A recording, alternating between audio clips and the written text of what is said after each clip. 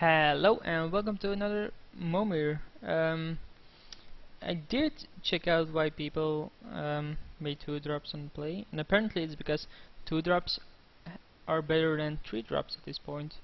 And I do understand why at this point. Azuria's Guildmage is basically GG because it counters every Momir fake activation in the future, but you shouldn't make a 3-drop then unless your opponent has a really good 2-drop.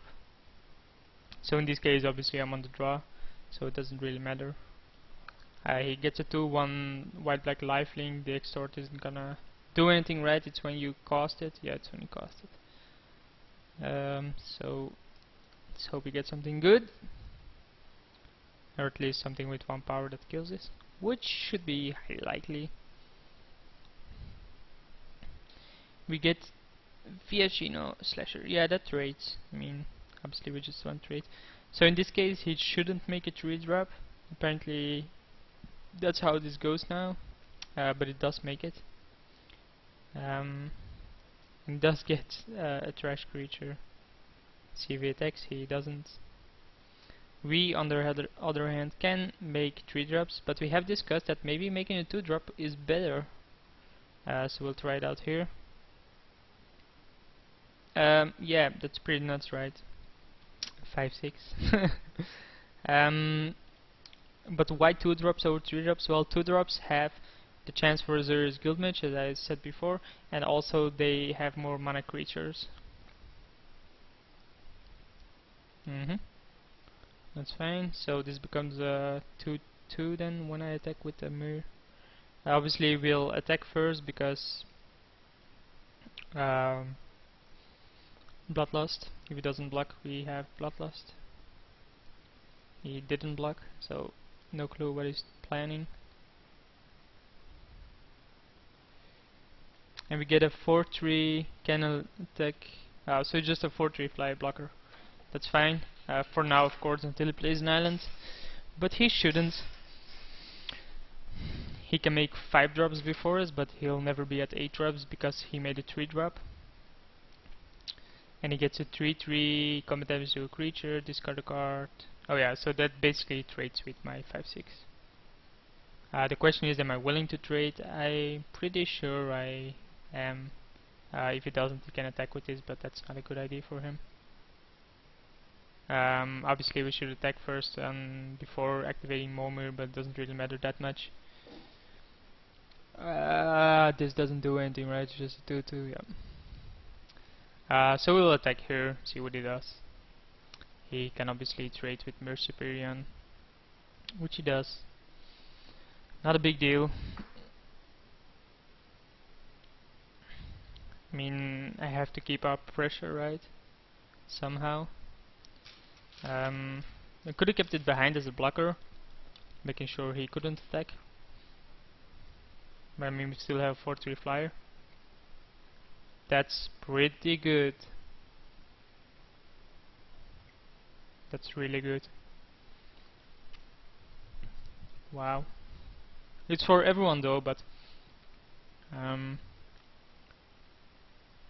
so yeah, obviously we block this one. We take 3, he gains 3 life, but it's a free creature and we don't care about life at this point. It's all about board control. And seeing as we are making 8s, and he will be making 7s, we get a 5/5. Basically a 6/6, but because of this it's a 5/5.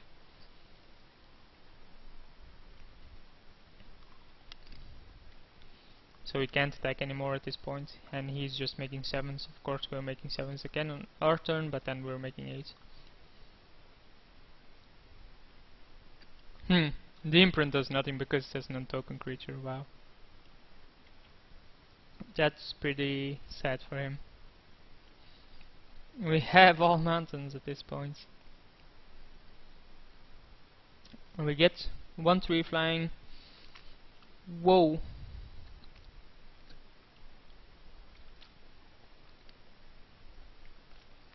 That's pretty nuts. So 1, 2, 3. It stays for 3 turns. And I steal a bunch of its lands. Obviously he will get it back, but so he does have a flyer there, 4/4. He can attack with it. We can double block at this point, but I'm not willing to. Um, because at this point I think the Herald is a bit better. We can just, yeah, of course I do. Just take this. Because it doesn't allow him to make another 7-drop next turn. I think that's a bit better. And then turn after, wow! Sick. Just sick.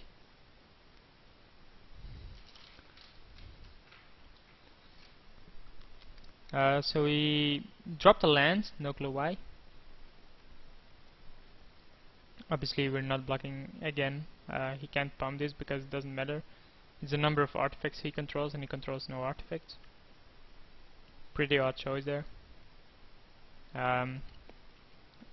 So yeah, we'll take these 2 lands and he didn't tap them, so this is a 4/6 now, so we can block with it. We'll activate Momir for 11. I have no clue what's at 11. Probably 10 is better, but we'll see what 11 gives us.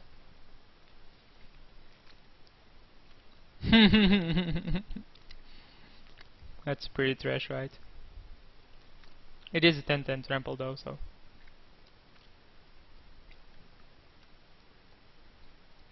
And this will win us the game as well. We can also start sacrificing his lands. So yeah.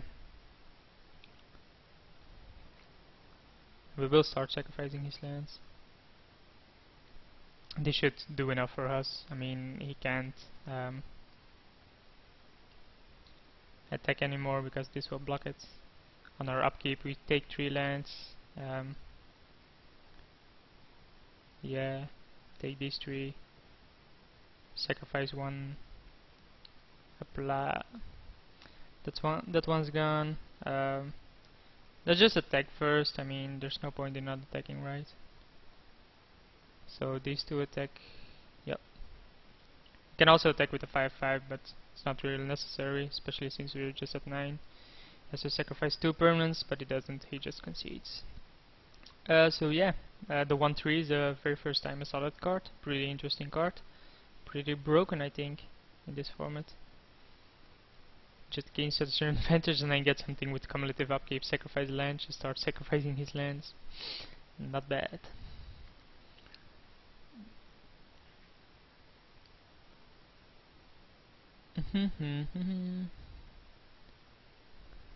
So yeah, theory of Momir, pretty interesting sometimes. It used to be that 3-drops were only used, but apparently now 2-drops are better just because of the mana creatures and the possibility to get Azura's Guildmage.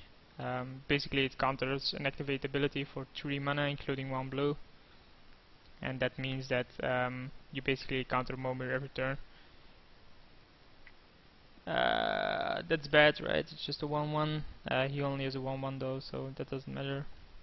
Next turn we will also just make a 2-drop yet again. Unless he of course gets a really good 3-drop, but draw a card for each creature you control with plus. So it's basically a 3/3 for 3. That's pretty good for him. But I still think we want to make a 2-drop. Just in case. Let's activate for 2. Yes, discard a forest. And we get 1/1 flyer with banding. Holy shit, I have no clue how banding works. I don't know about you people, but banding, yeah, exactly. No one knows what banding does. Actually, banding is something like the creature, when it attacks with multiple creatures, and it's basically, oh, snap, pretty good one. And he could have used it before and attacked with it. Of course, Bloodlust. 0/4 defender, he can tap it down, he can tap both down. which he should, which he will take 7. Then afterwards we can use this to start blocking. Tap target creature with power 2 or less, yeah. So this time he activated. Oh, that's pretty good. He can basically copy giant solifuge and attack with it. Yeah, it is. That's pretty bonkers. He is attacking me for 11 and he can tap down creatures. Wow.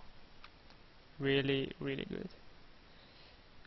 So here we obviously make a 5-drop, hope it gets there. But we're on the back foot and we really need something. We get a 3/3, deals 2 damage to target creature or player, so it's removal, but we have to discard a land for it, which isn't that great. But it is 3/3 to block this, or do whatever. I think he should copy the wall, because then this becomes a 4/5. And he doesn't, he copies the Ogre Shaman. Oh, he's going for the kill, right? Yeah. So he's gonna do 2, attack. No, he doesn't attack anyway. That's odd, I would have attacked. But obviously he's just looking to tap down 2 creatures, kill something. We'll see what we get as 6-drop though. It's a 4/1, enters the battlefield, remove dream counter, add mana to my mana pool. Oh, god damn it. I can only activate this once each turn, so that doesn't do anything. So next turn we can make an 11 at this point. Oh yeah, like that, he can kill me, that's fine. I didn't figure that one out. But once he did damage to me, obviously I want to play first, make a 2-drop, and see how that works out, right? And then not make a 3-drop. Apparently that is the way to go. Make a 2-drop, not make a 3-drop. So we'll see. Hope we get a mana creature or Azorius Guildmage, so we keep an island in our hand. We get a Voice of Resurgence. Obviously that's a pretty good card. It's a 2/2 for 2, and when it dies it creates an insane token. See what he gets. He gets a 1/1 that can regenerate. So here we shouldn't make a 3-drop then, and just attack. So we can make 8 drops eventually. Obviously if we do make a 3-drop we can apply more pressure, but it shouldn't be needed. And he does make a 3-drop over 2. 1/3, it has to block, and when that creature taps, okay. That's a pretty good card, right? Obviously the mana sink isn't that good, but it's still a 1/3, so it blocks a lot. So Momir for 4. Hope we get something good. We get a 0/4 that does 1 damage to target creature or player, so we have removal. It does cost us a blue though, so I'm not sure how willing I am to do this. Depends on what it gets, what we have to do, what we have to play. That doesn't do anything, so we'll just make a 5-drop at this point. We get a 6/4 red-green creature. That's pretty good. He can't handle this at this point, and obviously it trades with. Oh, if he triple blocks, he dies. But we can have Stinging Barrier up. Wow. So that's basically gone. I was like, wow, that's a big creature, but it doesn't matter. So here we play the island, attack with the 6/4. If he triple blocks, then we basically shoot this and get a creature for free.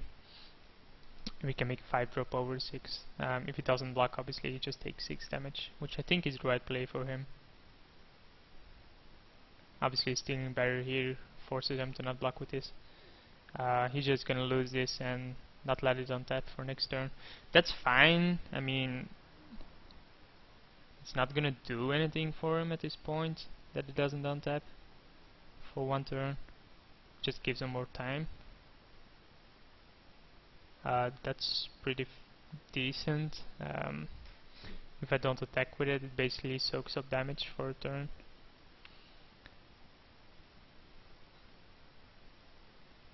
He makes a 5-drop, which makes 4 1/1 tokens. Obviously now they're 2/2, but he can't pay the echo. I find it pretty weird that he made a 5-drop though.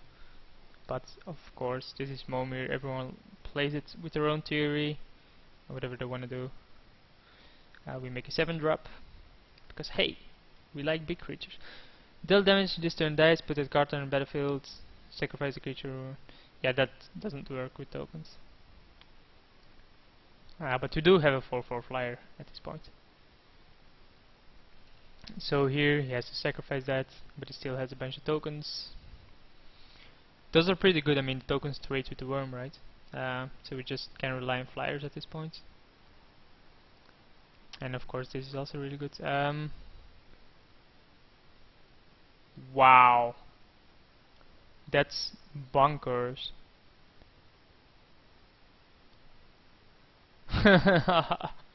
That's really good. I mean, that creature is gonna be gigantic. I mean, no matter what, you're dropping 8 drops, so. And I get an 8 mana 1/1.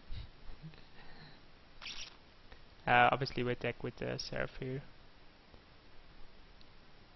And hope it gets there in 5 turns, because this is gonna be monstrous. Obviously, we're gonna block with this. Wow.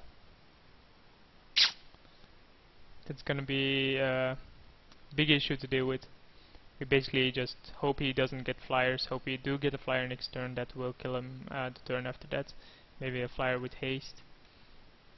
If he does get a flyer, we're pretty screwed. We might also block this with a voice, so that then our voice is pretty big. So he has an 8/8 trample now. If we block with this, we get 1, 2, 3, 4, 5, 6, 7, 7 token, which we can then use to block that. So yeah, I think we have to block with the voice. Obviously he's not gonna cast any spells during my turn, so yeah, at this point it's a 6/6. Oh, it's gonna pump it once more. Wow. So yeah, but it didn't get a flyer, so that's good. He did get an 8/8 trample though. X8, see what we get. We get a 7/7 flyer. We can't pay the upkeep, and then he has to discard his hand, so then next turn he is dead if he doesn't get a flyer, so yeah. Begin combat, declare attackers, and then during our turn we can decide if we want to keep this or not. So block here, I think block here, no, we can't ping it at this point. See what he gets. No flyer? Nope. So that's GG, right? We basically just block. Yep. He concedes. So that was that. Thanks for watching, and hope to see you for the next Momir.